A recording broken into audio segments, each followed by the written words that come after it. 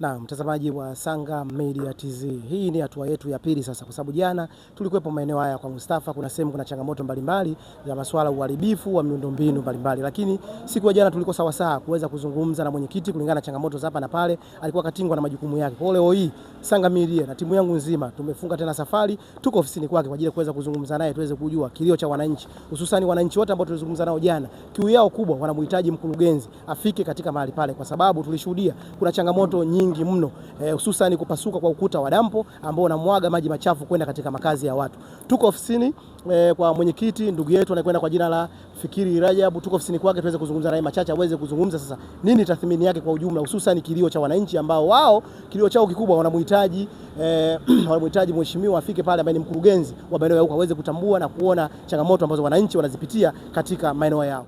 Tuko ofisini kwa mwenyekiti anakwenda kwa jina la Fikiri Rajabu, ndo ndugu yetu bwana, kwa sababu jana tulifika katika maeneo yake, lakini kwa bahati mbaya jana hatukuweza kuonana naye. Naweza kusema ni bahati mbaya au pasipokuwa na bahati, kwa sababu jana alikuwa katingwa na majukumu mengine. Hivyo tulipofika ofisini kwake tuliweza kumkosa, lakini leo hii timu yangu nzima ya Sanga Media imekuja tena ofisini kwake. Kwa bahati nzuri tumemkuta ofisini kwake, tunataka tuzungumze naye aweze kuzungumza kwa kina sasa, kwa sababu tuliona wananchi walikuwa wengi, kiu yao kubwa, wanamhitaji mkurugenzi afike katika maeneo yale. Tumeona, tumeshuhudia wenyewe pamoja na crew yangu nzima, ukuta wa dampo umepasuka na kumwaga maji machafu kwenda katika makazi ya wananchi. Mheshimiwa Timbo, kwanza kabisa tukupe hongera kwa sababu tulizungumza na wananchi na walitoa pongezi zao kubwa sana kwako, kwa maana ni mwenyekiti ambao unajitoa sana hususan katika changamoto zao mbalimbali. Tukupe hongera sana katika hilo. Asante sana. Naam, lakini baada hapo tunataka sasa pia, kwa sababu kilio cha wananchi wanamhitaji mkurugenzi aweze kufika katika maeneo yao wanaokaa, hususan tumeshuhudia kule ukuta wa dampo umepasuka na unamwaga maji machafu kwenda katika makazi ya wananchi. Wewe kama mwenyekiti ambaye sasa ndio upo katika mtaa husika, nini rai yako kwa mkurugenzi ambaye anatakiwa afike katika maeneo yale? Mimi nafikiri kwanza mimi ni mwakilishi wao. Okay. Lakini niko hapa kwa niaba ya mheshimiwa diwani. Nipo hapa kwa niaba ya mkurugenzi. Ndio. Nipo hapa kwa niaba ya mheshimiwa mbunge. Okay. Lakini pia vile tunamwakilisha mkuu wa wilaya, mkuu wa mkoa pamoja na rais, kwa sababu unapoanza na serikali ya chini ndio unakuta mwenyekiti wa serikali ya mtaa. Okay. Kilio chao wananchi wangu wakazi wa mtaa wa Mustafa, hususan shina namba 10 Kisiwani Yei, wao wana shida ya kumtaka mkurugenzi wa halmashauri afike pale, lengo na makusudio aweze kuona changamoto. Kwanza ni kwamba taarifa tumefikisha, mheshimiwa diwani amefikisha, lakini hata mimi mwenyewe mwenyekiti wa mtaa, kamati ya maendeleo ya kata kiongozwa na diwani Immediate Mosisa Mjela, tulifika ofisi ya mkurugenzi. Tulikwenda, tulimpa kilio chetu. Kilichobakia ni yeye tu kutingwa na majukumu ya serikali. Lakini naamini kwamba hiko siku isiokuwa na jina mkurugenzi atafika yale maeneo, lengo na makusudio awasikilize wananchi wakazi wa mtaa wa Mustafa, hususan shina ile namba 10 ambalo takriban lina wakazi wasiopungua takriban 500 na nyinyi wenyewe mmeona ni kivuko kikubwa. Kile ni kivuko kikubwa kinapitwa na wakazi wengi. Halikadhalika Viwege wanakitumia kile kivuko. Mustafa wenyewe wanakitumia kile kivuko. Na pale kile kivuko tulikipata msaada wa kujengwa na halmashauri ya jiji la Dar es Salaam, lakini kupitia dampo. Wakati dampo linaanza ndio wamejenga kile kivuko. Wakati dampo linaanza. Dampo linaanza, kumbuka ilikuwa ni utawala wa Mheshimiwa Jakaya Mrisho Kikwete, Rais wa Jamhuri ya Muungano wa Tanzania. Waziri Mkuu alikuwa mzee wetu Mizengo Kaanza Pita Pinda. Aliahidi kuchimba visima visivyopungua 5 vyenye umbali mrefu, lakini pia na kutengeza vivuko vile. Kwa hiyo kikatengezwa kivuko kile chini ya dampo manager. Sasa kivuko kile kilo yao kubwa ya wananchi, matundu ni madogo sana. Kwa hiyo masika yanapokuwa kubwa, maji yanayotoka Kisarawe yanayokuja yanachanganyika na kwa Manyosi yakienda kule, unakuta kwamba lile daraja linazidiwa, linaelemewa. Kwa hiyo maji yale yanapita juu ya kile kivuko. Wakati mwingine barabara sasa inapelekea kuharibika. Nadhani wenyewe mmeona mlipokwenda pale. Ndio tumeshuhudia jitihada zenu mbalimbali ambazo mmefanya. Wakati mimi naingia madarakani, moja ya kuwanusuru wakazi wangu wale, nilichimba mtaro. Ule mtaro nilichimba, nilipata excavator msaada wa dampo manager.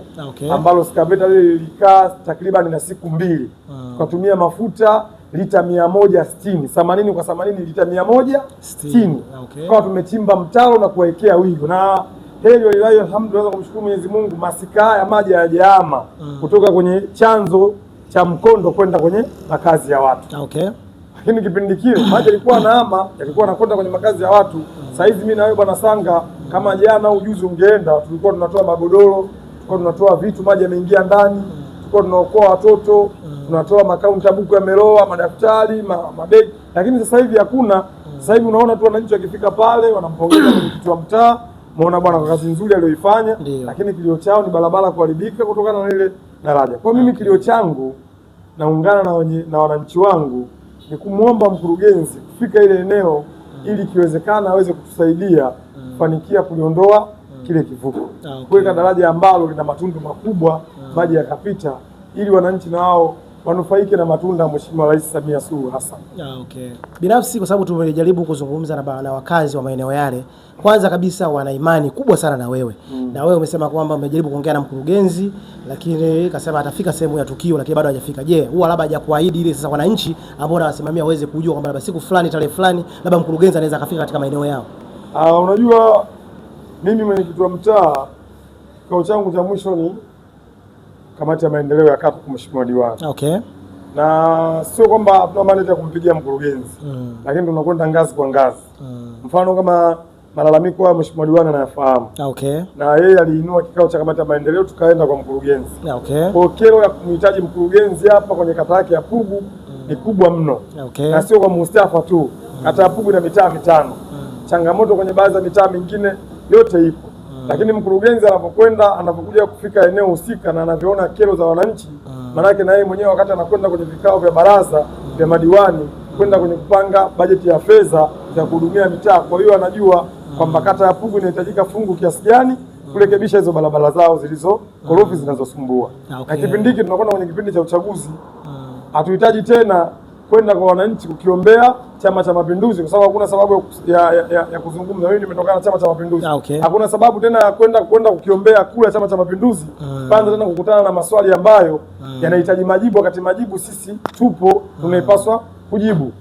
Sisi kikubwa mno tunahitaji tufanye kazi kumpatia kura nyingi za heshima za Mheshimiwa Rais Mama Samia.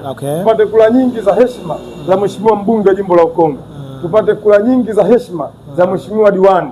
Sababu ndio mihimili mitatu ninayokwenda kufanya naye kazi mimi mwenyekiti wa mtaa. Okay. Na sisi kama media tulifika mahali pale, lakini kuna sehemu tukaenda kufika hadi kwenye ukuta mkubwa wa dampo. Tulishuhudia ule ukuta umepasuka ambao unavuja maji ambao ni machafu sana kuelekea katika makazi ya watu. Wewe kama sasa kiongozi wa maeneo haya, ni jitihada gani sasa ambao unazifanya kabla mkurugenzi hajafika katika tukio husika, namna kuwanusuru wananchi wako katika eneo lako? Kama ukuta wa dampo ni kero ya muda mrefu. Okay. Kabla mimi sijawa chairman, huko nilikuwa mjumbe wa serikali za mitaa. Okay. Sasa hivi nimepanda nimekuwa mwenyekiti wa mtaa. Lakini mimi nitoe shukrani zangu za dhati kumshukuru dampo manager. Okay. Anafanya kazi nzuri sana. Dampo manager amekuwa bega kwa bega na uongozi wa serikali ya mtaa. Amekuwa bega kwa bega na wananchi wanaozunguka lile dampo, kusikiliza na kutatua kero za wananchi. Okay. Ingawa bajeti ya kutengeza ile fence uzio ule, kwa sababu pale nyinyi mmeenda, lakini hauangalii tu kutengeza ile gala ambayo ilianguka. Okay. Pale ile fence inatakiwa ifanyiwe marekebisho makubwa, kwa sababu kuna nyingine tayari imeshainama imefanya crack. Ni kweli. Kwa pale kuna gala 60 ya 3, 4 ama 5 inatakiwa kufanywa marekebisho. Sasa swala la dampo hili linahusiana na mstahiki meya wa jiji la Dar es Salaam, Mheshimiwa Omari Kumbiramoto, ndio mwenye dampo lake, ambaye ndio mstahiki meya wa halmashauri ya jiji la Dar es Salaam. Tunaye naibu meya Ojambe Adidas Masabuli, diwani wa kata ya Chanika, lakini wao wote kwa sababu tunakaa nao, nafikiria kwamba mara kwa mara sana meya wa jiji la Dar es Salaam Mheshimiwa Omari Kumbiramoto amekuwa akilifanyia sana ziara dampo letu wa jiji la Dar es Salaam. Na tayari alishawahi kutembelea ukando ule, alishawahi kutembelea ukingo ule, sio tulikuwa nao. Lakini kukatika kwa zile kuta sasa, yeye sidhani kama anazifahamu. Lakini bahati nzuri dampo manager analifahamu, viongozi wanafahamu, walishatuma wataalamu wao.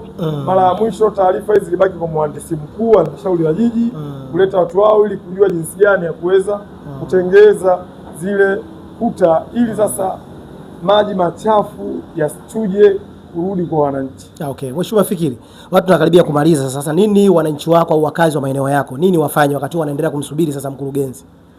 Kwanza moja, mimi niwashukuru kwa dhati. Kwa moyo wangu wa dhati niwashukuru wakazi, wananchi wa mtaa wa Mustafa, shina lile namba 10 kisiwani A na kisiwani B, kwa sababu tumekuwa tukifanya kazi kwa kushirikiana. Tumekuwa tukichangishana fedha, tumekuwa tukimwaga vifusi wenyewe, na wamekuwa na subira. Mimi naendelea kuwaambia kwa kuwa wao wananiamini mimi, na mimi ni mwenyekiti wa mtaa, ni mwakilishi wa viongozi wangu wakubwa, tuwe na subira. Tunaamini changamoto hii tunakwenda kuitatua kwa haraka iwezekanavyo. Kero zao zinaonekanika, zinasikika, tunazisikia na tunazifanyia kazi. Naam, mtazamaji wa Sanga Media, nadhani majibu aliyotoa Mheshimiwa Fikiri Rajabu yamekushibisha popote pale ulipo, hususan kwa mkazi wa maeneo ya kwa Mustafa, kwa sababu jana tulifika katika maeneo yao, tumeshuhudia maji machafu ambayo yanatoka katika ukuta mkubwa wa dampo ambao umepasuka na yale maji yanatiririka kuelekea katika makazi ya watu. Lakini nadhani kwa mtu ambaye unatufuatilia umeshiba na majibu ya mwenyekiti wa Mustafa. Labda una cha kuongezea mheshimiwa, kama tujafika tamati? La mwisho, nafikiri tunakwenda kwenye mkutano mkuu wa wananchi. Mkutano ambao ukiangalia pale kalenda yangu inasema tutakuwa kwenye tarehe 24 ya mwezi wa 5 tutakuwa ni siku ya Jumamosi. Kwa mujibu wa taratibu zetu, tuna vikao vyetu ndani ya chama, tuna halmashauri kuu, tuna kamati ya mtaa, na baada ya hapo tunakwenda kwenye mkutano mkuu wa wananchi. Ombi langu kwa wananchi wangu wakazi wa mtaa wa Mustafa, tunaamini mkutano huo tutakuwa na watu viongozi mbalimbali. Tutakuwa tuna mameneja wa DAWASA Kisarawe na Ukonga wanaoshughulika kusambaza maji kwenye mtaa wetu. Tutakuwa na meneja wa TANESCO ambaye anahusiana na masuala ya nishati ya umeme. Sawa, tutakuwa na kamati ya urasimishaji.